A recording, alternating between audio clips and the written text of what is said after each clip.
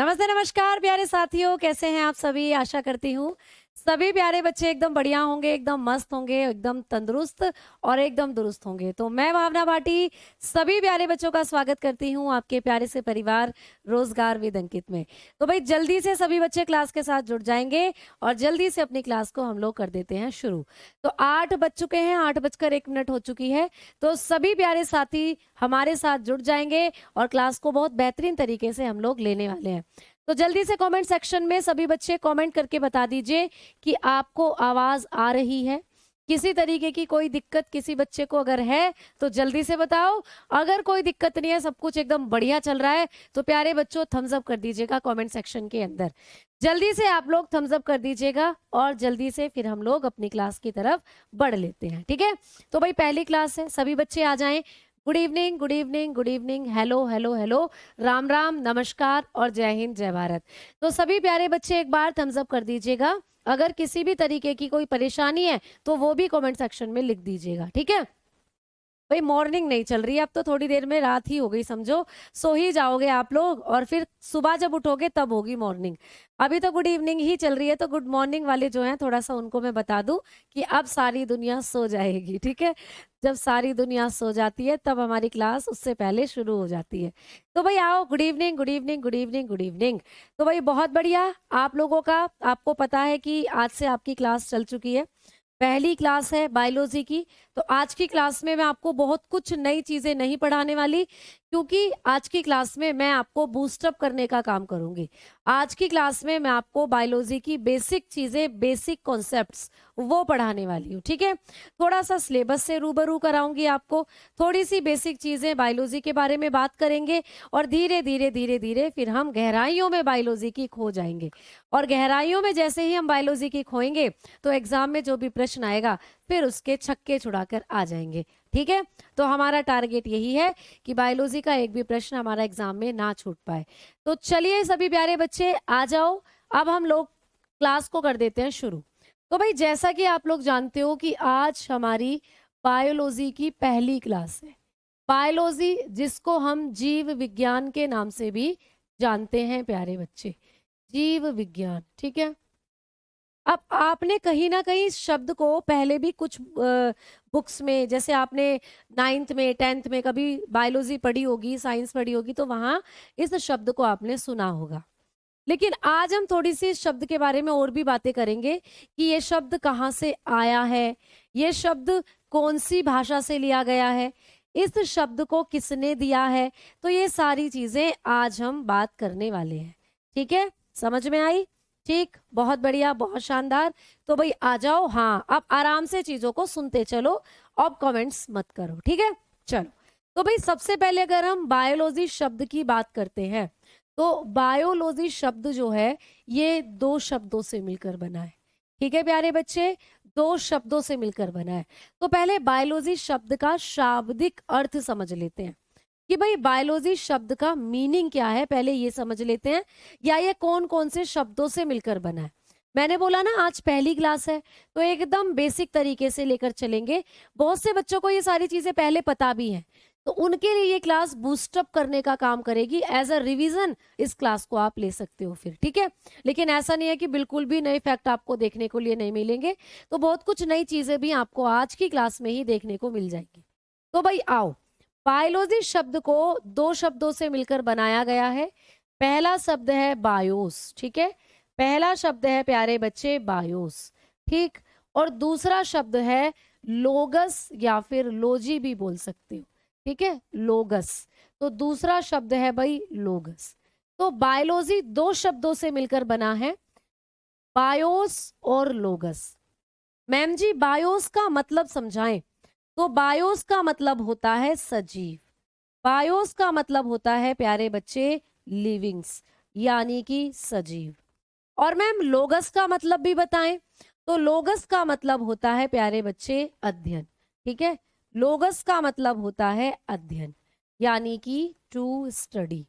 तो अब आपको कभी भी कोई भी पूछे, या फिर अगर आप भूल गए हैं कि हम जब 9th में 8th में पढ़ते थे तो बायोलॉजी में क्या पढ़ते थे, तो अब आपको याद आ जाएगा कि बायोलॉजी जो होती है ये होता है प्यारे बच्चे सजीवों का अध्ययन। तो बायोलॉजी में हमेशा हम लोग सजीवों से संबंधित चीजों को ही पढ़ेंगे और सजीवों के बारे में ही बायोलॉजी में हमेशा पढ़ा जाएगा। तो भाई बायोलॉजी दो शब्दों से मिलकर बना है, बायोस और लोगस। बायोस का मतलब सजीव यानी लिविंग्स, और लोगस का मतलब होता है स्टडी यानी कि अध्ययन। मैम ये बायोस और ये लोगस ये कौन सी भाषा के शब्द हैं? क्योंकि एग्जाम में कोई भी प्रश्न आ सकता है भाई।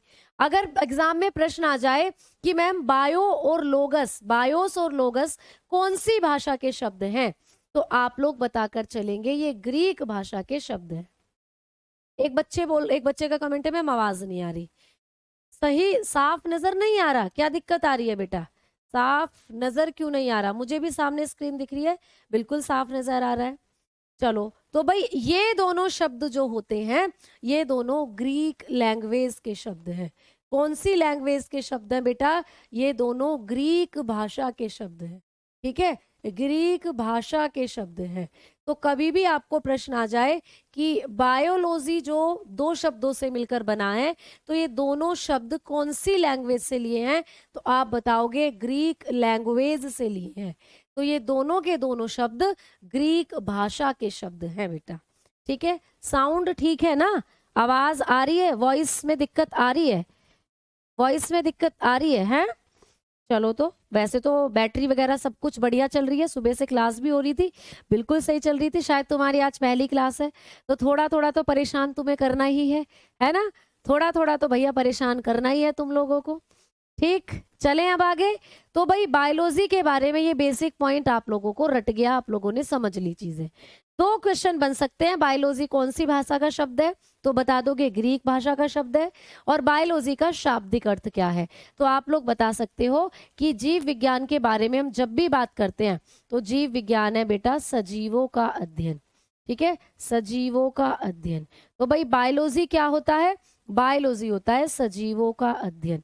यानी कि कभी भी आपको पेपर में पूछे कि विज्ञान की वो शाखा जिसमें हम सजीवों का अध्ययन करते हैं उसको क्या कहते हैं, तो आप बताओगे उसको हम जीव विज्ञान कहते हैं।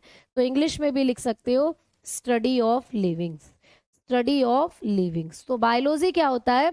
सजीवों का अध्ययन होता है भाई बायोलॉजी। आ जाएं भाई, आगे बढ़े। अब मैं आपको बताने वाली हूं कि मैम ये जो बायोलॉजी है इसकी कितनी शाखाएं हो सकती हैं, या बायोलॉजी को हमें कितनी शाखाओं में पढ़ना है, या ये जो बायोलॉजी शब्द है इसको सबसे पहले दिया किसने? किसका दिमाग इतना चला था जो ये बायोलॉजी को बनाकर बैठ गया या बायोलॉजी शब्द को दे दिया? तो आइए भाई प्यारे बच्चे, सबसे पहले बात करते हैं कि बायोलॉजी शब्द को किसने दिया था। ये आपको आता है भाई प्रश्न एग्जाम में, बायोलॉजी टर्म को सबसे पहले किसने दिया था? ठीक है, बायोलॉजी टर्म को सबसे पहले किसने दिया? जीव विज्ञान शब्द को सबसे पहले किसने दिया, ये पूछा जाएगा। जीव विज्ञान शब्द सबसे पहले किसने दिया था? तो आप लोग बताकर आएंगे कि भाई जीव विज्ञान शब्द जो है इसको देने वाले साइंटिस्ट दो थे, एक तो थे भाई लेमार्क, ठीक है, लेमार्क, और दूसरे थे ट्रेवीरेनस, ट्रेवीरेनस। तो ये प्रश्न आपको बनता है एग्जाम में कि सबसे पहले जीव विज्ञान शब्द को किसने दिया था? आप बता देंगे लेमार्क और ट्रेवीरेनस ने। ठीक है, लिखकर चलेंगे भाई, लेमार्क और ट्रेवीरेनस। ठीक है, लेमार्क और ट्रेवीरेनस, इन दोनों ने मिलकर जीव विज्ञान शब्द को सबसे पहले दिया था। कब? 1802 में। 1802 की बात है भाई ये, जब इन दोनों ने मिलकर कहा कि विज्ञान की वो शाखा जिसमें हम जीवधारियों का अध्ययन करेंगे, जिसमें हम सजीवों के बारे में पढ़ेंगे, जिसमें हम पेड़ पौधों के बारे में पढ़ेंगे, इंसानों के बारे में पढ़ेंगे, जानवरों के बारे में पढ़ेंगे, जीवाणु के बारे में पढ़ेंगे, या छोटे छोटे बैक्टीरियाओं के बारे में पढ़ेंगे, उसको हम लोग जीव विज्ञान कहेंगे। तो 1802 में सबसे पहले दो साइंटिस्ट थे, लेमार्क और ट्रेवीरेनस, इन्होंने जीव विज्ञान शब्द को दिया। एज इट इज प्रश्न आता है कि बायोलॉजी शब्द को सबसे पहले किसने दिया था और कब दिया था? आप बता देंगे लेमार्क और ट्रेवीरेनस। सेकंड टर्म क्या बनती है कि भाई बायोलॉजी की मुख्य शाखाएं कौन कौन सी हैं? बायोलॉजी की मुख्य शाखाएं, भाई मुख्य शाखाओं की बात करते हैं तो बायोलॉजी की दो मुख्य शाखाएं हैं। मेन ब्रांचेस, आपको बायोलॉजी की मेन ब्रांचेस पूछ ली जाए तो आप लोग बताना कि मुख्य रूप से बायोलॉजी की 2 शाखाएं हैं। कौन कौन सी हैं? तो भाई एक है जूलॉजी, एक है प्यारे बच्चे जूलॉजी, जिसको बोलते हैं जंतु विज्ञान, यानी कि जंतुओं का विज्ञान है ये, ठीक है। और दूसरी जो शाखा है प्यारे बच्चे वो है बॉटनी, दूसरी जो शाखा है वो है बॉटनी यानी वनस्पति विज्ञान। तो प्यारे बच्चे प्रश्न दोनों से ही बनकर आएंगे, आपको जीव विज्ञान यानी जंतु विज्ञान से भी और वनस्पति विज्ञान से भी। तो कभी कोई आपसे पूछ ले कि अच्छा बता जीव विज्ञान क्या है, तुमने बता दिया सजीवों का विज्ञान, चलो बहुत बढ़िया। तुमसे पूछ ले अच्छा जंतु विज्ञान क्या है, वनस्पति विज्ञान क्या है, तो आप कहोगे जीव विज्ञान की ही मुख्य शाखाएं हैं जंतु विज्ञान और वनस्पति विज्ञान। तो हमारा जो जीव विज्ञान है इसी की 2 मुख्य शाखाएं, आपको कभी भी पूछे तो बताना जूलॉजी और बताना बॉटनी, यानी जंतु विज्ञान और वनस्पति विज्ञान, ठीक है। अब आगे की कहानी जो मैं शुरू करूंगी वो जंतु विज्ञान और वनस्पति विज्ञान से ही शुरू करने वाली हूँ। लेकिन अब तक आप बताओ कि कोई दिक्कत है किसी बच्चे को, जल्दी से बताओ। हाँ बेटा, अगर ये वाली बायोलॉजी की क्लास करते हो तो कोई भी नॉर्मल जैसे एसएससी जीडी वगैरह आप कर सकते हो तैयारी, ठीक है, बिल्कुल कर सकते हो। चलो बताओ जल्दी से। क्लीन नहीं दिख रहा, हो सकता है हल्का सा कैमरे के ऊपर मॉइस्चर आपको नजर आ रहा हो, थोड़ी देर में वो ठीक हो जाएगा, थोड़ी देर में प्यारे बच्चे वो ठीक हो जाएगा, ठीक है। तो थोड़ा सा एडजस्ट करके चल लेंगे, वो थोड़ी देर में ठीक हो जाएगा। चलो आ जाओ, अब आगे बात करते हैं हम लोग, ठीक है। अब थोड़ा सा आगे बात करते हैं भाई। अब आप लोगों को यहाँ से प्रश्न बनेंगे और कहानी जो है वो यहीं से अब आप लोगों की शुरू हो जाएगी। तो भाई आइए जूलॉजी और बॉटनी की डिटेलिंग में अब मैं आपको लेकर जा रही हूँ। डिटेलिंग में क्या, अभी पहली क्लास है तो यहाँ से भी हम इनकी शुरुआत करने वाले हैं। तो भाई जब भी आपको पूछेगा कि जो जीव विज्ञान है इसमें जो हम लोग 2 शाखाएं पढ़ते हैं, मुख्य शाखाएं जंतु विज्ञान और वनस्पति विज्ञान, तो मैम थोड़ा सा जंतु विज्ञान से बताओ और थोड़ा सा वनस्पति विज्ञान से बताओ।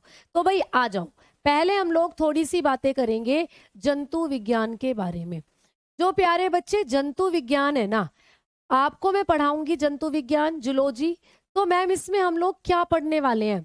तो देखो नाम से क्लियर हो रहा है जंतु विज्ञान, मतलब ये है जंतुओं का अध्ययन। तो आपको कभी भी पूछे कि जीव विज्ञान की वो शाखा जिसमें जंतुओं का अध्ययन किया जाता है, जिसमें जंतुओं के बारे में हम लोग पढ़ते हैं, उसको क्या कहते हैं? तो जीव विज्ञान होता है जंतुओं का अध्ययन। आप लोग बताएंगे study of animal, study of animals, ठीक है। तो जंतुओं का जो अध्ययन होता है उसको कहा जाता है जीव विज्ञान, सॉरी जंतु विज्ञान, ठीक है। अब कई बार मुझसे बच्चे प्रश्न करते हैं कि मैम ऐसा बोल देते हैं कि संसार में बहुत सारे जीव जंतु हैं, तो मैम जीव का क्या मतलब है और जंतु का क्या मतलब है, क्या दोनों शब्द अलग अलग है क्या? तो हाँ प्यारे बच्चे, दोनों शब्द अलग है। जीव का मतलब है जीव में सब आ जाते हैं, जीव के अंदर सब आ जाएंगे, मतलब पेड़ पौधे भी जीव में आ जाएंगे और प्यारे बच्चे जंतु भी आ जाएंगे, बैक्टीरिया भी आ जाएंगे, यानी जितने भी सजीव हैं इस संसार में वो सब जीव के अंदर आ जाएंगे। लेकिन सिर्फ अगर हम जंतु की बात कर रहे हैं, जैसे जूलॉजी, जूलॉजी में क्या करते हो, जंतुओं का अध्ययन करते हैं जूलॉजी में, तो यहाँ पर बात केवल जंतुओं के बारे में होगी, यहाँ पर हम बात पेड़ पौधों के बारे में नहीं करेंगे, यहाँ हम बात केवल जंतुओं के बारे में करेंगे। तो जब हम स्पेशली जंतुओं की बात कर रहे हो तो वो शाखा कहलाती है जूलॉजी यानी जंतु विज्ञान।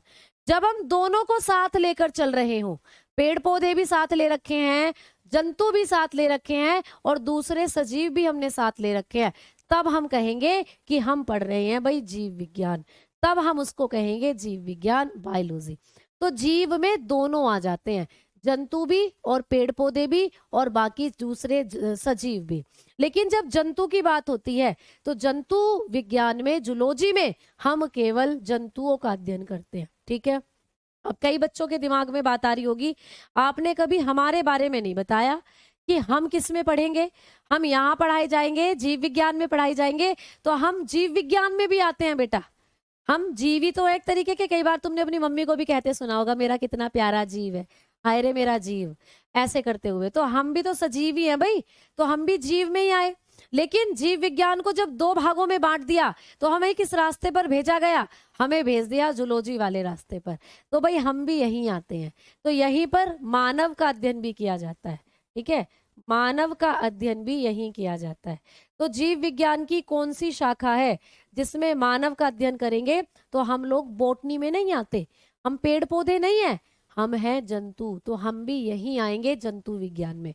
तो हमारी स्टडी भी यहीं की जाती है, ह्यूमन स्टडी। तो ह्यूमन भी यहीं पर इंक्लूड किए जाते हैं। ठीक है, तो मानव भी यहीं पर आते हैं प्यारे बच्चे, जंतु विज्ञान में। क्लियर हो गया कॉन्सेप्ट? ठीक है, अब कभी भी आप जीव विज्ञान और जंतु विज्ञान को एक साथ कोरिलेट नहीं करेंगे। जीव विज्ञान की ही एक शाखा है जंतु विज्ञान। जीव बड़े स्तर पर है और जंतु विज्ञान अपने आप में केवल जंतुओं के बारे में बातचीत है। ठीक है, चलो अब आपको यहां से तीसरा प्रश्न क्या बनेगा? तीसरा प्रश्न बनेगा कि जंतु विज्ञान के पिताजी कौन है? जंतु विज्ञान के पापा। अभी मैं आपको जीव विज्ञान के पापा भी बताऊंगी, लेकिन क्योंकि पहले जीव विज्ञान जंतु विज्ञान के बारे में बात चल रही है तो आपको पूछेगा जंतु विज्ञान के पिताजी कौन है? जंतु विज्ञान के पिता। ठीक है, जंतु विज्ञान के पिता ये पूछ ले आप लोगों को, आपको पूछ ले फादर, आपको पूछ ले फादर ऑफ जूलॉजी किसको कहते हैं?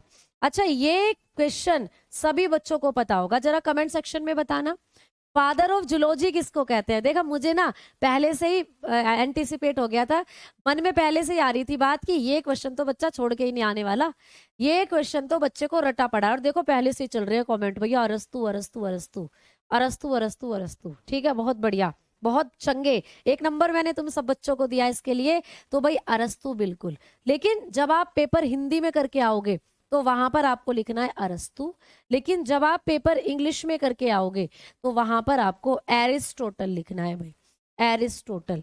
तो अंग्रेजी वाले क्या लिख कर आएंगे? एरिस्टोटल। ठीक है, तो अरस्तु को ही इंग्लिश में हम लोग एरिस्टोटल के नाम से जानते हैं। ये कोई अलग व्यक्ति नहीं है, ये एक ही व्यक्ति है, अरस्तु और एरिस्टोटल। इनका नाम बस हिंदी और इंग्लिश में अलग अलग है, तो हिंदी में अरस्तु और इंग्लिश में एरिस्टोटल। अब मैडम जी आपने अभी पीछे बोला था कि मैं आपको जीव विज्ञान के पिताजी भी लिखवाऊंगी, तो आपने वही पीछे क्यों नहीं लिखवा दिए? आपने यहाँ क्यों लिखवा रही हो, ये क्यों लिखवा रही हो पहले जंतु विज्ञान के पिताजी? आपने पहले जीव विज्ञान के क्यों नहीं लिखवाए? तो प्यारे बच्चे इसलिए नहीं लिखवाए क्योंकि ये जो अरस्तु है ना, इन्हीं को कहा जाता है जीव विज्ञान के पिताजी भी। तो अरस्तु के पास 2 उपाधियां हैं। अरस्तु को हम जंतु विज्ञान का पिताजी भी कहते हैं बेटा, और इन अरस्तु को ही हम लोग जीव विज्ञान के पिताजी भी कहते हैं। तो यही है जीव विज्ञान के पिताजी भी। तो पेपर में आपको कई बार कंफ्यूज कर दिया जाता है, जीव विज्ञान के पिताजी कौन है, ऐसे पूछ लेगा who is the father of biology, या ऐसे पूछ लेता who is the father of zoology. तो बच्चा बायोलॉजी और जूलॉजी में कंफ्यूज हो जाता है। आपको कंफ्यूज होना ही नहीं है, चाहे जूलॉजी पूछे चाहे बायोलॉजी पूछे, आपको सिर्फ एक नाम याद रखना है, अरस्तु जी का। तो अरस्तु जी को ही कहा जाता है जंतु विज्ञान के पिता, और इन्हीं को कहा जाता है जीव विज्ञान के पिता। तो अब आपका कंफ्यूजन बिल्कुल दूर। इन्हीं को फादर ऑफ बायोलॉजी कहते हैं और इन्हीं को फादर ऑफ जूलॉजी कहते हैं। ठीक है, लेकिन जीव विज्ञान एक अलग चीज है, जंतु विज्ञान एक अलग चीज है। जीव विज्ञान का ही एक भाग है जंतु विज्ञान, जबकि जंतु विज्ञान अपने आप में जंतुओं के बारे में एक अध्ययन है। ठीक है, तो समझ में आ गई ना बात? जंतु विज्ञान के पिता पूछे या जीव विज्ञान के पिता पूछे, आंसर आप अरस्तु या एरिस्टोटल ही करके आओगे। अब मैडम जी अरस्तु जी ने इतना बढ़िया कारनामा क्या कर डाला था कि इनको हम जंतु विज्ञान के पिता भी कह रहे हैं और जीव विज्ञान के पिता भी कह रहे हैं? तो प्यारे बच्चों, सबसे पहले इन्होंने अपन 500 प्रकार के जंतुओं के बारे में बताया था। इन्होंने 500 प्रकार के जंतुओं के बारे में बताया था। तो इन्होंने बहुत ज्यादा संख्या में जंतुओं के बारे में डिटेल दे दी, इसीलिए इनको जंतु विज्ञान और जीव विज्ञान दोनों का पिता मान लिया गया। तो इन्होंने क्या करा था प्यारे बच्चे, इन्होंने एक बुक भी लिख डाली थी। इनकी एक बुक भी थी बेटा, इन्होंने किताब भी लिखी थी अरस्तु जी ने। उस किताब का नाम है हिस्टोरिया एनिमेलिया। ठीक है, हिस्टोरिया एनिमेलिया, उस किताब का नाम है हिस्टोरिया एनिमेलिया। तो इन्होंने एक पुस्तक लिखी थी हिस्टोरिया एनिमेलिया। अच्छा मैम, हिस्टोरिया का मतलब क्या होता है? तो हिस्टोरिया का मतलब होता है बेटा हिस्ट्री। हिस्ट्री पढ़ते हो ना तुम? हिस्ट्री में पुराने राजा महाराजाओं के बारे में लिखा हुआ होता है। और इन्होंने क्या करा था? इन्होंने पुराने जीव जंतुओं के बारे में इतिहास खोजा था। इन्होंने पुराने जीव जंतुओं के बारे में बता डाला भैया। तो इन्होंने जीव जंतुओं के बारे में इतिहास बताया था। इसीलिए इनकी बुक, जो इनकी पुस्तक थी, उस पुस्तक का नाम था हिस्टोरिया एनिमेलिया। तो पूछा जाता है कि हिस्टोरिया एनिमेलिया किसकी पुस्तक है? तो हिस्टोरिया एनिमेलिया जो पुस्तक है वो है प्यारे बच्चे अरस्तू जी की। ठीक है, तो पहले ना ये बेसिक बेसिक कॉन्सेप्ट कर लेते हैं, फिर आपको बाद में आज की ही क्लास में सिलेबस भी नोट डाउन करा दूंगी। तो पहले बेसिक बेसिक चीजें कर लेते हैं, फिर सिलेबस भी नोट डाउन कर लेंगे। ठीक है प्यारे बच्चे, ठीक, समझ में आई बात? क्लियर?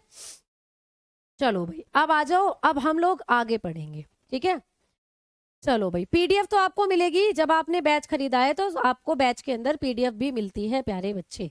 ठीक, तो इनके बारे में ये कॉन्सेप्ट क्लियर हो गया, अरस्तु जी के बारे में। चलो मैडम जी अब आगे चलो, अब आ जाओ बोटनी की बात करते हैं। भाई जीव विज्ञान की जो दूसरी शाखा है ये है बॉटनी। ये है प्यारे बच्चे बॉटनी। तो बॉटनी को हम बोलते हैं वनस्पति विज्ञान। अब नाम से पता चल रहा है वनस्पति।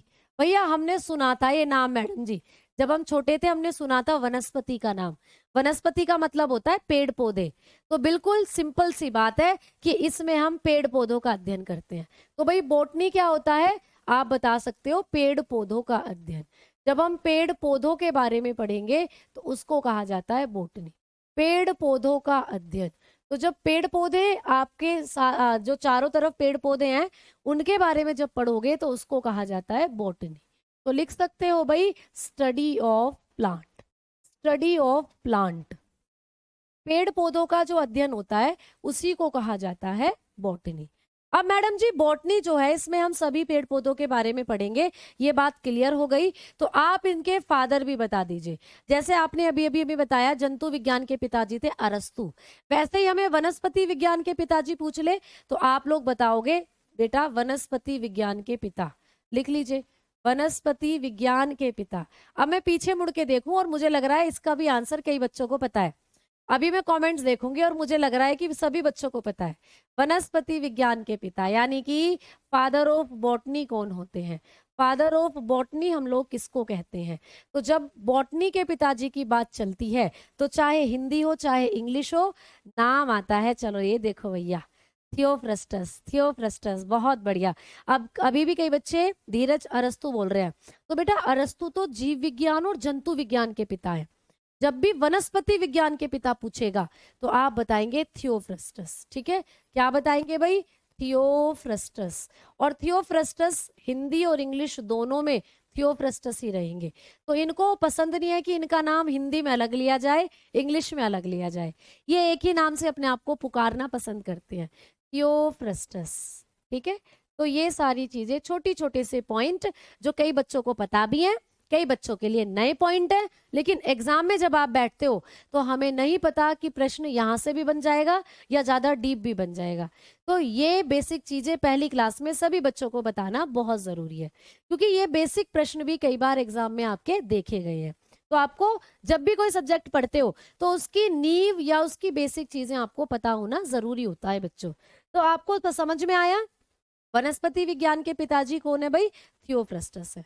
अब जो वनस्पति विज्ञान है बेसिकली यहां से आपको एक और प्रश्न बनकर आ जाता है। क्या प्रश्न बनकर आ जाता है कि आधुनिक वनस्पति विज्ञान के पिता कौन है? ये प्रश्न भी यहां से देखा गया है, आधुनिक वनस्पति विज्ञान के पिता। ये प्रश्न भी आ जाता है बनकर, आधुनिक वनस्पति विज्ञान के पिता। ठीक है, तो आधुनिक वनस्पति विज्ञान के पिता कौन है भाई? इसका कोई बच्चा आंसर करेगा? बताओ जल्दी से। चलो लिख लीजिए, father of modern botany, father of modern botany. तो भाई मॉडर्न बॉटनी के पिताजी जब आपको पूछे फादर ऑफ मॉडर्न बॉटनी, तो ये आपको पता होना चाहिए। और यहाँ से आजकल ज्यादा यही प्रश्न पूछा जा रहा है। तो आप बताएंगे, किसको बताएंगे भाई? जल्दी से बताओ। हाँ भाई, कौन है फादर ऑफ मॉडर्न? देखो तुम्हें तो ये भी पता है, लीनियस बच्चे बता रहे हैं, तो बहुत बढ़िया। तो आप लोग बताएंगे कार्ल लीनियस। ठीक है, कार्ल लीनियस। तो कार्ल लीनियस हैं फादर ऑफ मॉडर्न बॉटनी। तो लिख लेंगे सभी प्यारे बच्चे, Karl Linnaeus, Karl Linnaeus, Karl Linnaeus, जिनको हम फादर ऑफ क्लासिफिकेशन भी बोलते हैं। ये बंदा बड़ा महान था प्यारे बच्चों। इसके बारे में बहुत से प्रश्न अभी आगे आप पढ़ोगे। जैसे जैसे बायोलॉजी की गहराइयों में जाओगे ना, वैसे वैसे इस नाम को भी आप अंदर अभी पढ़ोगे। इन्होंने पूरा वर्गीकरण के बारे में बताया था, द्विनाम पद्धति, ठीक है, और बायनोमेन नोमेनक्लेचर, ये सब अभी आप आगे पढ़ने वाले हो। तो जब इनके बारे में हम एक बार और चर्चा करेंगे तो तभी सारे डीप फैक्ट इनके बारे में जो बनेंगे वो मैं आपको बताऊंगी। अभी हम सीधा सीधा चीजों को सरल तरीके से लेकर चल रहे हैं पहली क्लास में। तो इतने पॉइंट्स आप लोगों के क्लियर हो गए? बताओ जल्दी से, इतने पॉइंट्स आप लोगों के क्लियर हुए? जल्दी से थम्स अप करो, फिर मैं आगे बढ़ रही हूँ। आवाज थोड़ी कम है, मैं तो भाई पूरी तेज बोल रही हूँ, बाकी आप अपने फोन से आवाज को इंक्रीज कर लो, हो सकता है आपका स्पीकर खराब हो गया है, ठीक है। बाकी सही चल रही है प्यारे बच्चे आवाज वगैरह। चलो आ जाओ, अब हम आगे बात कर रहे हैं, ठीक है। चलो भाई चलो आगे बात करते हैं। अमीबा का अध्ययन किस में आता है? भैया अमीबा जो होता है ये आप लोगों का क्या है? एक जीव ही है। अब जीव है तो ये जीव जो है पेड़ की या जो आपकी वनस्पति है उनकी कैटेगरी में नहीं आता। तो अभी मोटे तौर पर अगर हम लोग देखते हैं अमीबा को, तो अमीबा आप लोग यहीं पढ़ते हो जूलॉजी में, क्योंकि जंतु विज्ञान में ही आप पढ़ते हो जंतुओं का वर्गीकरण, एनिमल क्लासिफिकेशन। एक खूब बड़ा अच्छा खासा चैप्टर है, मैं आपको पढ़ाऊंगी एनिमल क्लासिफिकेशन। तो उसमें पढ़ाऊंगी अमीबा, पैरामीशियम, ये सब आप लोगों को। तो ये जंतुओं की कैटेगरी में आते हैं जो अमीबा वगैरह होते हैं, ठीक है। चले अब आगे, इधर भी ध्यान दो मैडम। भैया हम तो दे ही रहे हैं, ठीक है। तेरा ध्यान किधर है रे? तेरा हीरो इधर है। तो भाई हीरो तो है नहीं, लेकिन हमारे बच्चे जरूर हैं जो इधर हैं, और इनको इनके कमेंट्स जो है उनको मैं जरूर पढ़ रही हूँ, ठीक है। हाँ, एक कोशिकीय जीव भी भैया आपके बैक्टीरिया वगैरह जो है ये जंतुओं की कैटेगरी में ही माने गए हैं। पहले बैक्टीरिया को प्लांट माना जाता था, लेकिन अब एनिमल में ही रखा गया है। तो सब यही पढ़ाऊंगी। और अभी मैंने बोला ना, जैसे जैसे बायोलॉजी की गहराइयों में जाएंगे वैसे वैसे ही आपको दिखेगा कि जूलॉजी को भी आगे बांट दिया है और बोटनी को भी आगे बांट दिया है। मैं आपको पढ़ाऊंगी 5 जगत वर्गीकरण। उस 5 जगत वर्गीकरण में बताऊंगी कि सारे सजीवों को कैसे कैसे किस किस में क्लासिफाई करा है। तो अभी ठहरो प्यारे बच्चों, पिक्चर अभी बाकी है। अभी घपड़ा मत बनाओ, खिचड़ी मत बनाओ चीजों की। एक एक कॉन्सेप्ट के आधार पर चीजों को समझाऊंगी, एक एक करके एक एक स्टेप से हम आगे की तरफ बढ़ेंगे, ठीक है। अब ये बेसिक चीजें आप नोट करते चलेंगे। आ जाओ आगे बात करते हैं। अब हम लोग आगे बढ़ेंगे और बात करेंगे कि मैम ये जो आपने हमें बायोलॉजी के बारे में बताया है, जूलॉजी के बारे में बताया है, बॉटनी के बारे में बताया है। तो जैसे आपने अभी हमें बताया कि एग्जाम में अगर क्वेश्चन आ जाए कि फादर ऑफ मॉडर्न बॉटनी कौन है, तो आपने हमें सिर्फ बॉटनी के ही पिताजी बताए हैं, आधुनिक वनस्पति विज्ञान के ही। वैसे ही अगर क्वेश्चन आ जाए कि भाई आधुनिक जीव विज्ञान के पिता कौन है या आधुनिक जंतु विज्ञान के पिता कौन है, तो हम क्या करके आएंगे? तो भाई ऐसे पॉइंट्स को भी नोट कर लीजिए। आइए, अगर आपको पूछ ले आधुनिक जीव विज्ञान के पिता, अगर आपको पूछे आधुनिक जीव विज्ञान के पिता, आधुनिक जीव विज्ञान के पिता, तो भाई आधुनिक जीव विज्ञान के पिता जो हैं, यानी कि फादर ऑफ मॉडर्न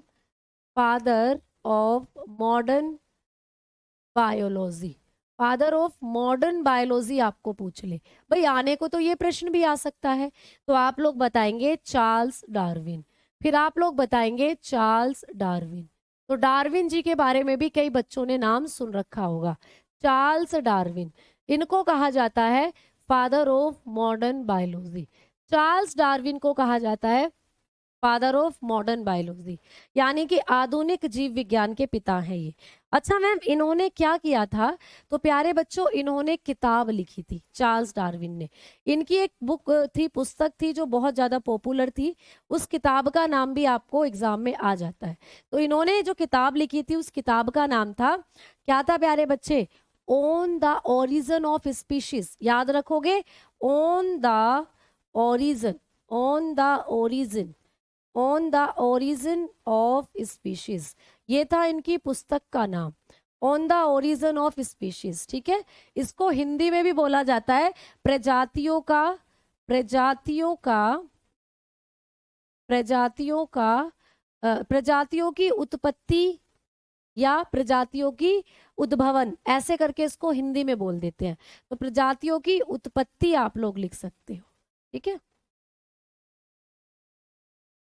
तो प्रजातियों की उत्पत्ति के बारे में इन्होंने बताया था, ये थी इनकी पुस्तक का नाम, on the origin of species. समझ में आ गई बातें? तो ऐसे करके भी आपको प्रश्न जो है वो पूछे जा सकते हैं। इन्होंने एक काम और करा था बेटा, एक काम तो ये हो गया कि किताब थी, इन्होंने एक काम और करा था, इन्होंने नेचुरल सिलेक्शन की थ्योरी दी थी। तो इन्होंने दी थी थ्योरी ऑफ नेचुरल सिलेक्शन, ये भी पूछा जाता है, थ्योरी ऑफ नेचुरल सिलेक्शन, ठीक है। इन्होंने बताया था थ्योरी ऑफ नेचुरल सिलेक्शन को, यानी इन्होंने कहा था कि प्रकृति सिर्फ उसको चुनती है, प्रकृति केवल जो अच्छे या ताकतवर लक्षण होते हैं उन्हीं को चुनती है। जैसे कि भाई मान लीजिए क्या कहूँ मैं, जैसे कि आतंकवादी आ जाए, है ना। अब आतंकवादी आ गए, हम भाई एक स्कूल में बैठे हुए हैं और आतंकवादियों ने हमारे स्कूल को घेर लिया, तो भैया उस स्कूल के अंदर जितने ऐसे बच्चे हैं, आतंकवादियों के पास हथियार नहीं थे, मतलब बंदूक वगैरह नहीं है, उनको सिर्फ कराटे और ऐसे ऐसे हाथापाई करनी आती है, तो वो हमसे फाइटिंग कर रहे हैं, हमें नहीं आती फाइटिंग करनी, तो हमें आतंकवादी अपना बंधक बना लेंगे। लेकिन जो ऐसे लोग हैं जिन्होंने कराटे सीख रखे हैं, जिन्होंने जूडो कराटे, तो वो आतंकवादियों के साथ फाइट करेंगे और फिर आतंकवादियों को मार गिराएंगे या जीत जाएंगे। तो भाई जिंदा कौन रहा? जिंदा कौन रहा? जिंदा वो रहा जिसको सरवाइव करना आया। प्रकृति केवल उसी को चुनेगी जो स्ट्रोंग होगा। जैसे कि कहीं सूखा पड़ जाए, अब सूखा पड़ गया तो जो सहन नहीं कर पाए, पानी जिनको चाहिए, प्यास लग रही है, तो जो प्यासे नहीं रह पाए, प्यास को सहन नहीं कर पाए, वो मर जाएंगे। लेकिन जिनको प्यास को सहन करना आ गया या जिनको पानी को खोजने का तरीका आ गया जमीन से, वो फिर जिंदा रहेंगे और उन्हीं की पीढ़ी आगे चलेगी। तो इन्होंने ये बताया था कि जो प्रकृति है केवल उसी को चुनती है जो फिट होता है, जिसमें क्षमताएं होती हैं। तो नेचुरल सिलेक्शन का सिद्धांत दिया था इन्होंने, थ्योरी ऑफ नेचुरल सिलेक्शन।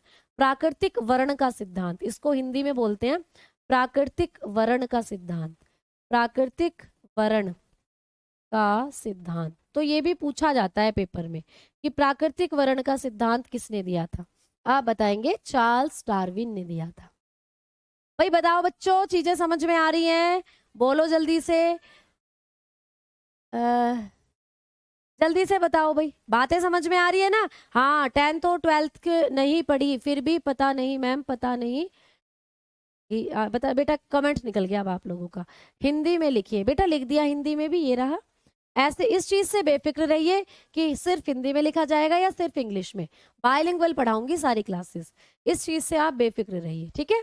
चलो आ जाओ, अब आगे बढ़ते हैं। तो अब आप लोगों ने कॉमन सी चीजें कुछ पढ़ी हैं बायोलॉजी के बारे में आज की पहली क्लास में। अब मैं आपको थोड़ा सा सिलेबस से रूबरू करा देती हूँ, उसके बाद मैं आप लोगों को कुछ और टर्म लिखवाने वाली हूँ बायोलॉजी के अंदर, जैसे कि कुछ इंपॉर्टेंट स्टडीज से पिछले बार आपको या पहले जो पेपर हुए हैं उनमें प्रश्न पूछे गए हैं, तो उनके बारे में फिर बात करेंगे। तो आइए प्यारे बच्चे, पहले मैं आपको सिलेबस से रूबरू करा दूं। एक चीज देखो, एक चीज सुनो, मैंने आपको क्या कहा था कि बायोलॉजी की दो मुख्य शाखाएं हैं, जंतु विज्ञान और वनस्पति विज्ञान, ठीक है। तो पहले हम जंतु विज्ञान और वनस्पति विज्ञान, इनसे संबंधित जो हमारे टॉपिक हैं उनको लिखकर चलेंगे, ठीक है। आ जाओ भाई, मैं आपके बैच में क्या सोच रही हूँ, इस बार मैं चीजें आपकी बोटनी से शुरू करने वाली हूँ, यानी इस बार जो मैं शुरू करने वाली हूँ आपकी क्लासेस, वो वनस्पति विज्ञान से शुरू करने वाली हूँ। क्योंकि अभी मैंने देखा है कि जो भी एग्जाम्स चल रहे हैं या पिछले एग्जाम्स को भी अगर मैं देखती हूँ, तो आपको बोटनी से प्रश्न ज्यादा बन रहे हैं, वनस्पति विज्ञान से प्रश्न ज्यादा बन रहे हैं। इसीलिए पहले बोटनी वाले सेक्शन को मैं अच्छे से आपको कवर अप कराकर चलूंगी, ठीक है। जितने भी अभी तक एग्जाम हुए हैं सबसे खंगाल खंगाल कर मैं क्वेश्चन लाऊंगी और आपके सामने उड़ेलूंगी और आपको कंटेंट में ऐड करवाऊंगी, ठीक है। तो आ जाओ प्यारे बच्चे, पहले हम लोग बोटनी का सिलेबस लिख लेते हैं। बोटनी, वनस्पति विज्ञान, वनस्पति विज्ञान। और सबसे हार्डेस्ट पार्ट बच्चों का यही होता है, बायोलॉजी जो भी बच्चे पढ़ रहे हैं उनको जूलॉजी तो चलो समझ में आ भी जाती है, अगर मैं 100% जूलॉजी की बात करूं तो 80% जूलॉजी बच्चे समझ लेते हैं, क्योंकि उनके शरीर के बारे में ही सारी बातचीत होती है। दिक्कत आती है यहाँ वनस्पति विज्ञान में, पेड़ पौधों के बारे में समझने में। तो शुरुआत यहीं से करेंगे ताकि टाइम कम ना रहे और बॉटनी हमारी अच्छे से हो जाए। ठीक है, चलो। तो वनस्पति विज्ञान के सिलेबस के बारे में मैं बात कर रही हूँ। चलो भाई लिखो, वनस्पति विज्ञान का सिलेबस क्या क्या है, यहाँ से कौन कौन से टॉपिक करने हैं। यहाँ से आप लोग करोगे प्लांट क्लासिफिकेशन, प्लांट क्लासिफिकेशन, ठीक है, यानी कि पादप वर्गीकरण। यहाँ से आप करोगे पादप वर्गीकरण। पादप वर्गीकरण से पिछले वर्षों में किसी भी एग्जाम में कोई भी अगर प्रश्न बना है तो वो आपके सामने लाऊंगी और आपको कंटेंट में ऐड करवाऊंगी। ठीक है, पादप वर्गीकरण। दूसरा यहाँ से बनेगा प्लांट मॉर्फोलॉजी, प्लांट मॉर्फोलॉजी। ठीक है भाई, प्लांट मॉर्फोलॉजी से भी अगर किसी भी एग्जाम में कोई भी प्रश्न बना है तो वो आपको कराया जाएगा। हो सकता है आपके एग्जाम में भी पूछ ले, है ना भाई। चलो तो भाई, प्लांट मॉर्फोलॉजी जिसको बोलते हैं पादप आकारिकी, पादप आकारिकी। ठीक है, अब देखो बड़े ध्यान से सुनना मेरी बात। हमने पहला टॉपिक लिखा है प्लांट क्लासिफिकेशन। मैम इसमें हम क्या करने वाले हैं, तो जो पेड़ पौधे हैं ना उनको कई भागों में बांटा है। जैसे मैंने आपको सीधा सीधा बता दिया कि भाई बोटनी में हम पढ़ते हैं पेड़ पौधों के बारे में, लेकिन पेड़ पौधे भी तो कई तरीके के हैं।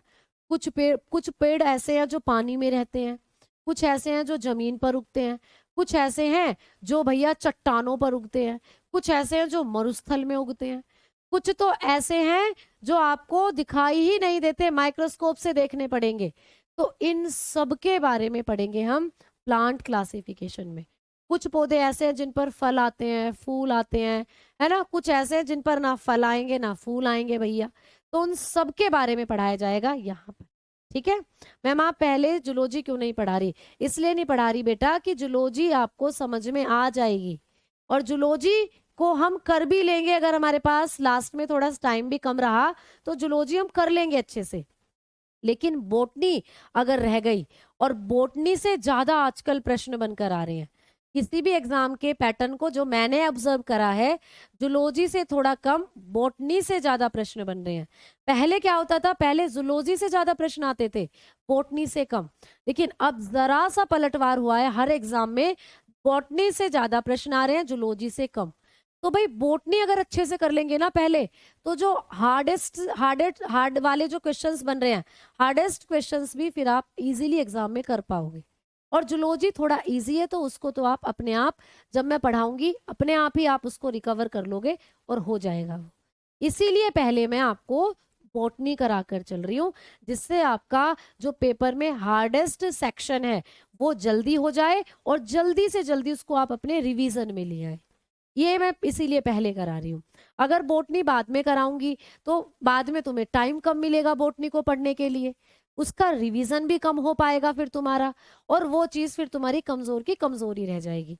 तो पहले बोटनी को स्ट्रॉन्ग करके चलते हैं, जिससे उसका टाइम भी क्या हो जाए, ज्यादा अच्छे से आपको मिल जाए। ठीक है, समझ में आ गई बातें? चलो ठीक है, अब हम आगे बढ़ रहे हैं। तो भाई प्लांट मॉर्फोलॉजी, पादप आकारिकी, इसमें क्या करेंगे, अब आप एक पेड़ को ले लो भैया, उस पेड़ में तुम्हें बड़ी सारी चीजें दिखेंगी। अब मैंने तुम्हारे सामने एक पेड़ खड़ा कर दिया तो तुम कहोगे मैम इसमें हमें पत्ती दिख रही है, मैं कहूंगी बहुत बढ़िया। तुम कहोगे मैम इसमें हमें फूल भी लगे हुए दिख रहे हैं, मैं कहूंगी बेटा बहुत बढ़िया। तुम कहोगे मैम इसमें फल भी लटक रहे हैं, फिर मैं कहूंगी और भी बढ़िया। फिर तुम कहोगे मैम इसके पास तो तना भी है, मैं कहूंगी बेटा शाबाश। फिर तुम कहोगे मैम इसके अंदर तो जड़ें भी हैं, मैं कहूंगी एक्सीलेंट। तो भाई यही तो है मॉर्फोलॉजी, एक पूरे पेड़ को पढ़ डालना है आपको, उस पूरे पेड़ के भागों को पढ़ डालना है, उसका जड़, उसका तना, उसकी पत्ती, उसके अंदर फल लग रहे हैं, उसके अंदर फूल लग रहा है, ये सारी चीजें जब आप पढ़ोगे तो वही होता है भाई मॉर्फोलॉजी। तो पौधों की संरचना का अध्ययन, ये होता है मॉर्फोलॉजी। ठीक है, आओ तीसरे नंबर पर पढ़ेंगे प्लांट डिजीजेज, प्लांट डिजीजेज। ठीक है, यानी कि हम लोग पढ़ेंगे पौधों में होने वाली बीमारियां। ठीक है, प्लांट डिजीजेज हम लोग पढ़ेंगे, पौधों में होने वाली बीमारियां, पादप रोग।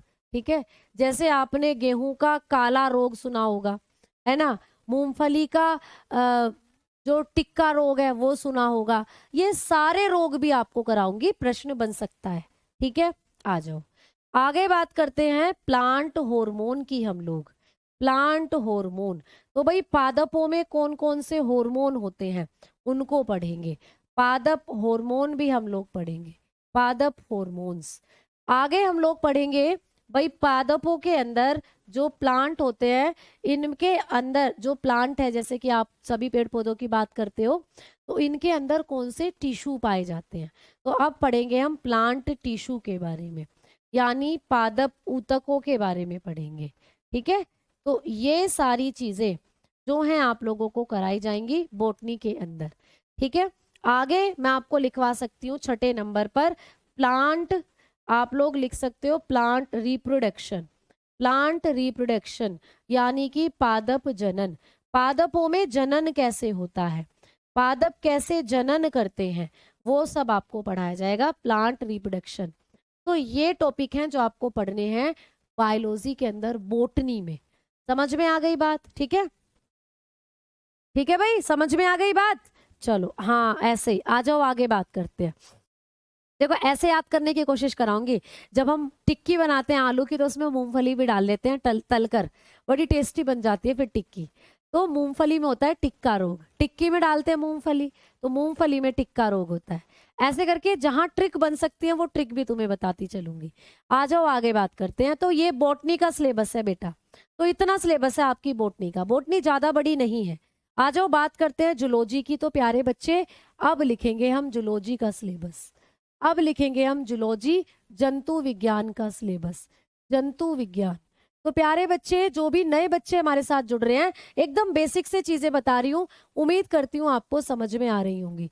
सिलेबस जूलॉजी का अब क्या क्या है, तो भाई जूलॉजी में जो पहला पॉइंट पढ़ोगे, पढ़ाऊंगी सेल, कोशिका। बहुत अच्छे अच्छे प्रश्न बनते हैं यहाँ से, कोशिका। और एक बार अगर समझ में आ गया ना, बहुत ईजी चैप्टर है। ठीक है, समझना, बस इजी तरीके से समझाने की पूरी कोशिश करूंगी। दूसरे नंबर पर पढ़ेंगे भाई ब्लड, रक्त। ये तो सभी को पता है भैया, आपके शरीर में खून भरा पड़ा है, इस खून की बस विशेषताएं मुझे तुम्हें बतानी है और तुम सारी चीजें सीख जाओगे। आओ तीसरे नंबर पर बात करेंगे न्यूट्रिएंट्स की। ठीक है, न्यूट्रिशन वाला चैप्टर। जब तुम खाना खाने बैठते हो तो खाने में आपकी थाली में कौन कौन से पोषक पदार्थ होने चाहिए, उनके बारे में पढ़ेंगे। भाई आपको प्रोटीन वाला खाना खाना है, आपको विटामिन वाला खाना खाना है, विटामिन से जरूर प्रश्न आएगा आप लोगों को। ठीक है, आपको कार्बोहाइड्रेट खाना है, आपको फैट खाना है, ये सब पढ़ना है न्यूट्रिशन वाले चैप्टर में। ठीक है, तो अगर मैं न्यूट्रिशन वाले चैप्टर को आपको खोलकर बताऊं, तो यहाँ पर आप लोग कार्बोहाइड्रेट पढ़ोगे, कार्बोहाइड्रेट। ठीक है, कार्बोहाइड्रेट्स पढ़ोगे। ठीक, कार्बोहाइड्रेट, कार्बोहाइड्रेट्स पढ़ोगे। ठीक है, यहाँ पर आप लोग पढ़ोगे प्रोटीन के बारे में, प्रोटीन आप लोगों को पढ़ाई जाएगी, प्रोटीन, प्रोटीन पढ़ोगे। ठीक है, यहाँ पर आप लोग पढ़ोगे प्यारे बच्चे वसा के बारे में, वसा यानी फैट, मेनली जो चीजें पढ़ेंगे। और यहाँ पर आप लोग पढ़ोगे विटामिन के बारे में। ठीक है, विटामिन, ये मेनली पढ़ाई जाएंगी, ये डिटेल में पढ़ाई जाएंगी। बाकी और भी खनिज पदार्थ वगैरह वो भी साथ के साथ आपको बताती चलो। ठीक है, तो ये पढ़ोगे न्यूट्रिशन वाले चैप्टर में। आ जाओ आगे बात करते हैं। नेक्स्ट आप लोगों के लिए जूलॉजी के पोर्शन में जो नेक्स्ट टॉपिक है वो है डिजीजेस। यहाँ भी आपको डिजीजेस पढ़नी है, आपके शरीर में कौन कौन सी बीमारियां हो सकती हैं, कौन सी बीमारी हमें बैक्टीरिया फैलाते हैं, कौन सी बीमारी हमें वायरस फैलाते हैं। है ना भाई, वीडियो क्लियर नहीं है, क्या दिक्कत आ रही है बेटा? मैंने बोला ना हो सकता है। ठीक है, विश्वनाथ कुमार जी बहुत बहुत धन्यवाद, बहुत बहुत शुक्रिया। ठीक है, हाँ ठीक भाई। हाँ बेटा, कुछ अमित कुमार जी, कुछ अपडेटेड चीजें यहाँ पर आपको पढ़नी पड़ेंगी। ठीक है, चलो चलो चलो चलो चलो चलो, आओ भाई आओ भाई आओ भाई। अब देखो आगे बीमारियां आपको पढ़ाई जाएंगी। अब आगे बात कर रही हूँ कि भाई और कौन सा टॉपिक है जो यहाँ पर पढ़ना है। तो आप लोगों को पढ़ना है प्लांट क्लासिफिकेशन, सॉरी क्योंकि हम तो जूलॉजी पढ़ रहे हैं, एनिमल क्लासिफिकेशन। आपको पढ़ना है एनिमल क्लासिफिकेशन यानी कि जंतु वर्गीकरण। ठीक है, तो आप लोग पढ़ोगे जंतु वर्गीकरण। जैसे कि पौधों के वर्गीकरण को पढ़ोगे ना, वैसे ही जंतुओं के बारे में वर्गीकरण पढ़ना है कि जंतुओं को किस किस भाग में डिवाइड करा गया है, ऐसे करके। छठे नंबर पर आप लोग यहाँ पर पढ़ने वाले हो प्यारे बच्चे ह्यूमन सिस्टम। ह्यूमन सिस्टम आप लोग पढ़ने वाले हो। ह्यूमन सिस्टम यानी कि मानव तंत्र, अपनी पूरी बॉडी के बारे में पढ़ने वाले हो, मानव तंत्र के बारे में, ठीक है। पूरे मानव सिस्टम, मानव तंत्र में आपको पढ़ाऊंगी, जैसे डाइजेस्टिव सिस्टम, ठीक है, आप लोगों का पाचन तंत्र हो गया, श्वसन तंत्र हो गया, परिसंचरण तंत्र हो गया, इनको मैं लिखवा देती हूँ अभी आगे, ठीक है। तो मानव तंत्र वाले पोर्शन में ही आपको बहुत सी चीजें पढ़नी है। तो ह्यूमन सिस्टम की अगर हम लोग बात कर रहे हैं बेटा, अगर हम ह्यूमन सिस्टम की बात करेंगे, आप लोगों के शरीर की बात करेंगे, मानव तंत्र की अगर बात करते हैं, तो मानव तंत्र में आपको बहुत सी चीजें हैं जो पढ़नी है। जैसे कि अगर आपको बताऊं तो आप पढ़ोगे पाचन तंत्र, पाचन तंत्र जिसको बोलते हैं डाइजेस्टिव सिस्टम। आपके शरीर में खाना कैसे पच रहा है, छोटी आंत क्या कर रही है, बड़ी आंत क्या कर रही है, लीवर क्या कर रहा है, आपके मुंह में दांत कितने हैं, सब का सब यहाँ पढ़ाया जाएगा। फिर आपको पढ़ाया जाएगा श्वसन तंत्र, भाई आपके फेफड़े कैसे कैसे काम कर रहे हैं, ठीक है, तो वो होगा आपका श्वसन तंत्र। रेस्पिरेटरी सिस्टम यानी कि श्वसन तंत्र के बारे में पढ़ाया जाएगा आपको। आपके जो फेफड़े हैं ये कैसे आपकी ऑक्सीजन को अंदर ले जा रहे हैं, कैसे कार्बन डाइऑक्साइड को बाहर निकाल रहे हैं, ठीक है। ये सब बड़े इंटरेस्टिंग फैक्ट रहेंगे कि हम 1 मिनट में कितनी बार सांस लेते हैं भैया, 20 से 16 बार लेते हैं, ठीक है। मछली कैसे सांस लेती है, गलफेड़ों से सांस लेती है, गिल्स से। हम कैसे सांस लेते हैं, हम फेफड़ों से सांस लेते हैं। अच्छा, मकड़ी कैसे सांस लेती है मैडम, तो हम कहेंगे बुक लंग्स से सांस लेती है। बुक लंग्स क्या होते हैं, किताब होती है ना जैसे किताब, वैसे ही शेप के फेफड़े होते हैं मकड़ी के, उनको कहा जाता है बुक लंग्स। तो ऐसे ऐसे क्वेश्चन बनकर आते हैं, ऐसे ऐसे इंटरेस्टिंग फैक्ट वाले क्वेश्चन आते हैं, इनको जानेंगे। केंचुआ कैसे सांस लेता है, मेंढक कैसे सांस लेता है, ऐसे ऐसे प्रश्न आएंगे। आगे बात करेंगे परिसंचरण तंत्र की, परिसंचरण तंत्र, ठीक है। आगे बात करेंगे परिसंचरण तंत्र की, सर्क्यूलेटरी सिस्टम की, सर्क्यूलेटरी सिस्टम। इसमें तुम अपने हृदय के बारे में पढ़ोगे, ठीक है। अगर थोड़े से रोमांटिक बच्चों की बात करूं तो तुम्हारे दिल के बारे में पढ़ोगे। दिल दीवाना है ना, तो दीवाना विवाना कुछ नहीं है, दिल बेचारा बहुत ही कॉम्प्लिकेटेड सा एक ऑर्गन है आपका, बहुत जरूरी सीधा सादा सा ऑर्गन है, इसको पढ़ाऊंगी दिल को पूरे को, ठीक है। अब दिल से भी प्रश्न बनते हैं कि भैया सबसे ज्यादा दिल किस में है, सबसे ज्यादा दिल है कैचवे में, 5 से 8 दिल लेकर बैठा है कैचवा। किसके दिल में कितने कक्ष होते हैं, जैसे मछली के हृदय में कितने कक्ष हैं, तो भैया 2 हैं, मेंढक के में 3 है, कॉकरोच के में कितने हैं, तो भैया होते ही नहीं है, सॉरी कॉकरोच के में तो 13 है। ऐसे करके प्रश्न आएंगे, कैचवे के में नहीं होते, ठीक है। और क्रोकोडाइल मगरमच्छ पूछ लेता है, 4 कक्ष होते हैं। ऐसे ऐसे प्रश्न बनकर आएंगे, ठीक है। दिल को मत याद दिलाओ, अच्छी ठीक है, दिल के बिना कुछ भी नहीं है भैया। आ जाओ आगे बात कर रहे हैं, कंकाल तंत्र। अगला है भाई कंकाल तंत्र, हड्डियां तुम्हारी, स्केलेटल सिस्टम, स्केलेटल सिस्टम की हम लोग करेंगे बात। तुम्हारी हड्डी, तुम्हारे कान में कौन सी हड्डी है, तुम्हारे हाथ में कौन सी हड्डी है, तुम्हारी नाक में कौन सी हड्डी है, जबड़े में कौन सी हड्डी है, पैरों में कौन सी हड्डी है, ये सब पढ़ेंगे, ठीक है। आगे बात कराऊंगी आप लोगों को उसकी जो आपका तंत्रिका तंत्र होता है, तंत्रिका तंत्र, ठीक है। आपके मस्तिष्क के बारे में बात करेंगे, जिसको बोलते हैं हम लोगों का नर्वस सिस्टम। तंत्रिका तंत्र यानी कि नर्वस सिस्टम, इसमें पढ़ेंगे हम लोग आपके ब्रेन के बारे में, ठीक। आओ आगे और बात करें तो भाई और कौन कौन से सिस्टम है आप बताएंगे, प्रजनन तंत्र। पौधों वाला पौधों में पढ़ा दूंगी, यहाँ हम लोगों का प्रजनन तंत्र पढ़ा जाएगा। रिप्रोडक्टिव सिस्टम, रिप्रोडक्टिव सिस्टम, तो यहाँ पर पढ़ेंगे कि हमारे जो हम अपनी संतानें हैं वो कैसे उत्पन्न करते हैं, रिप्रोडक्टिव सिस्टम। नेक्स्ट आप लोगों का उत्सर्जन तंत्र, भाई उत्सर्जन तंत्र यानी कि आपकी किडनी कैसे काम कर रही है, एक्सक्रेटरी सिस्टम हम लोग पढ़ेंगे। एक्सक्रेटरी सिस्टम, हमारे गुर्दे कैसे मूत्र को बाहर निकाल रहे हैं, ये पढ़ेंगे। और लास्ट में होगा आप लोगों का क्या, यहाँ पर आप लोगों का पढ़ाया जाएगा प्यारे बच्चों, आप लोग जानते हो जैसे कि आप लोगों के शरीर में हॉर्मोन्स बनते हैं, तो उसको कहते हैं अंतःस्त्रावी तंत्र। अंतःस्त्रावी तंत्र, ठीक है, अंतःस्त्रावी तंत्र यानी कि एंडोक्राइन सिस्टम। आपके शरीर में जो आपके हार्मोन बन रहे हैं, जैसे लड़कों में बनता है टेस्टोस्टेरोन हार्मोन, महिलाओं में बनता है एस्ट्रोजन प्रोजेस्टेरोन, हमारे दोनों के शरीर में चाहे लड़का हो लड़की थायराइड हार्मोन बनता है, एड्रेनलिन बनता है, इन सब के बारे में पढ़ाया जाएगा। तो कुल मिलाकर ये इतने सिस्टम है आपके शरीर के, 1 2 3 4 5 6 7 8, 8 के आसपास है, ये आपको कराए जाएंगे। ठीक है, मैं दिख नहीं रही हूँ, मैं तो भैया यहीं खड़ी हूँ, मैं तो दिखूंगी कैसे तुम्हें जब मैं साइड से होकर यहाँ लिख रही हूँ, तो मैं दिख नहीं रही थी, अब दिख रही हूँ। ठीक है, समझ में आ गई बातें, बताएं आगे बढ़े भाई। चलो आगे बढ़ रहे हैं अब हम लोग। भैया गर्मी बहुत है, गर्मी ने तो चाले काट रखे हैं। अब आपने सिलेबस भी लिख लिया है, इसके अलावा एक्स्ट्रा में मैं आपको कुछ जेनेटिक्स वगैरह वाले के बारे में भी बताऊंगी, जेनेटिक्स। ठीक है, जेनेटिक्स के बारे में भी हम बात करेंगे, आनुवांशिकी के बारे में भी हम बात करेंगे। और आनुवांशिकी जो है ना, ये बेसिकली जब मैं आपको सेल वाला टॉपिक पढ़ाऊंगी ना, एक बार वहां भी चीजें बताकर चलूंगी।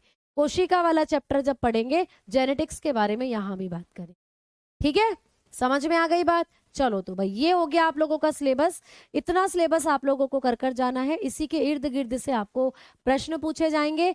अब हम लोग बढ़ रहे हैं आगे की तरफ। चलिए अब मैं आपको कुछ ऐसी ब्रांचेस करा देती हूँ जो आपको पेपर में पूछी जाती है। जैसे कि आपको कई बार एग्जाम में पूछा है कि विटीकल्चर किसको कहते हैं, विटीकल्चर, कौन बच्चा बताएगा विटीकल्चर क्या होता है, विटीकल्चर, तो विटीकल्चर किसको कहते हैं प्यारे बच्चे, ऐसे प्रश्न पूछ लेता है आप लोगों को।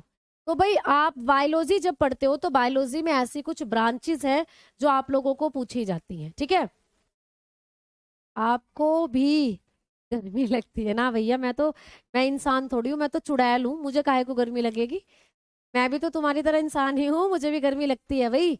तो भाई विटीकल्चर किसका अध्ययन है, पेपर में आया हुआ प्रश्न, आप बता दोगे। कई बच्चे बोल रहे हैं बी, हनी बी, मधुमक्खी का है भैया, कैचवे का अध्ययन है भैया, विटीकल्चर है अंगूर की खेती, ये आया हुआ है प्रश्न, अंगूर की खेती है बेटा, अंगूर की खेती।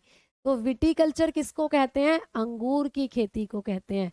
कल्टीवेशन, कल्टीवेशन ऑफ, आप लिख सकते हो कल्टीवेशन ऑफ ग्रेप्स, अंगूर की खेती जो होती है उसको कहा जाता है प्यारे बच्चे विटीकल्चर। ठीक है, कैचवे, कैचवा जब हम पालते हैं उसको तो वर्मी कल्चर कहा जाता है।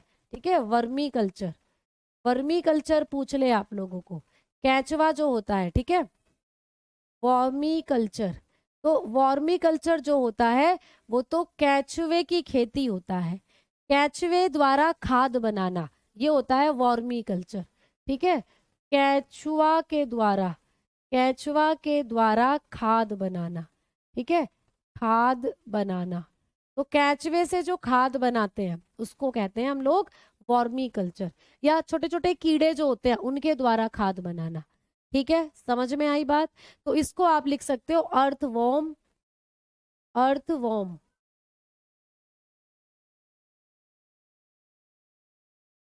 इसको लिख सकते हो अर्थवॉर्म, जो खाद होती है उसको बेसिकली क्या बोल सकते हो, अर्थवॉर्म के द्वारा जो खाद बनाई जाती है, अभी मुझे मेनली जो वर्ड है वो याद नहीं आ रहा है, तो इसको आप लोग इस तरीके से चीजों को क्या करोगे, लिखते चलोगे प्यारे बच्चे। हाँ, जैसे पिसीकल्चर पूछ रहा है, मछली जो होता है प्यारे बच्चे, ठीक है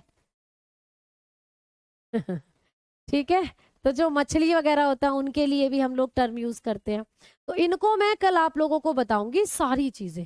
ठीक है, ये सारी चीजें मैं आप लोगों को कल की क्लास में, ये जो कल्चर्स हैं जो भी आपको स्टडीज एग्जाम में अभी तक पूछी गई हैं उनको बताओगे। हाँ, अर्थवॉर्म फर्टिलाइजर ऐसे भी बोल सकते हो, ठीक है, अर्थवॉर्म फर्टिलाइजर ऐसे भी बोल सकते हो। ठीक है, तो जो खाद वगैरह है जब ये कीड़ों के द्वारा तैयार की जाती है या कैंचुए वगैरह के द्वारा, उसको बोला जाता है vermi culture.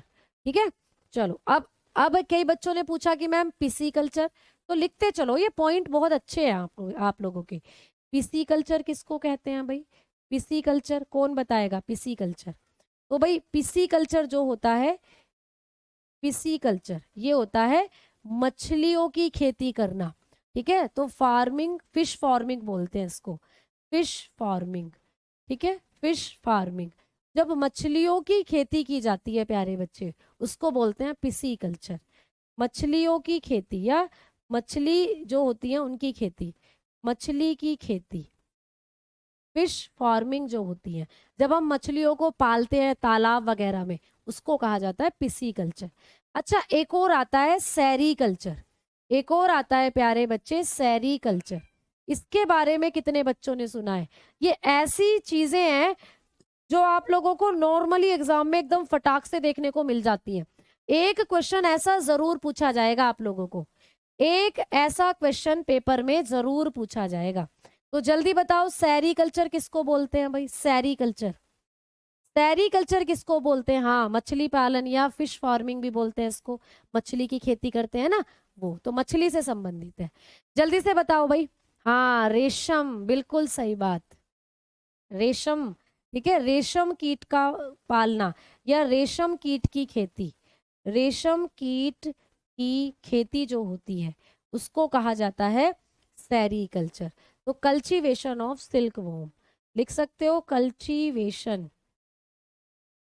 Of silk worm. Silk worm जो होता है ना, जो जिससे रेशम निकाला जाता है, तो उसको कहा जाता है प्यारे बच्चे क्या? सेरीकल्चर। तो ऐसे ऐसे करके चीजें हैं। एक प्रश्न आपको मैं बोल रही हूँ जरूर मिलेगा ऐसा पेपर में, है ना? चलो बहुत बढ़िया। सीरोलॉजी होता है छिपकलियों का अध्ययन, है? तो अब टाइम हो चला है, कल की क्लास में मैं आप लोगों को यही सारी चीजें हैं जो कराऊंगी। मधुमक्खी होता है एपीकल्चर, एपीकल्चर मधुमक्खियों का पालन होता है। तो कल की क्लास में हम लोगों को, मैं आप लोगों को कुछ स्टार्टिंग में ये मेनली जो स्टडीज है जो ज्यादा फोकस्ड है, ज्यादा पूछी जाती हैं, इनके बारे में कल आपको बताऊंगी। और कल की क्लास में फिर एक और नया टॉपिक हम लोग शुरू कर देंगे। तो उम्मीद करती हूँ चीजें आपको धीरे धीरे समझ में आई होंगी, क्योंकि पहली क्लास थी तो मैंने एकदम बेसिक चीजें, लेकिन बेसिक में भी ऐसी चीजें जो एग्जाम्स में क्वेश्चन बनकर आती हैं, वो आप लोगों के लिए चुनी है। तो प्यारे बच्चों, धीरे धीरे बायोलॉजी को गहराइयों में लेकर चलेंगे और जो भी आपका सिलेबस लिखवाया उसके अकॉर्डिंगली चीजों को करते चलेंगे। तो धन्यवाद, नमस्कार, मिलते हैं कल की क्लास में। तब तक के लिए जय हिंद, जय भारत और गुड नाइट टू ऑल।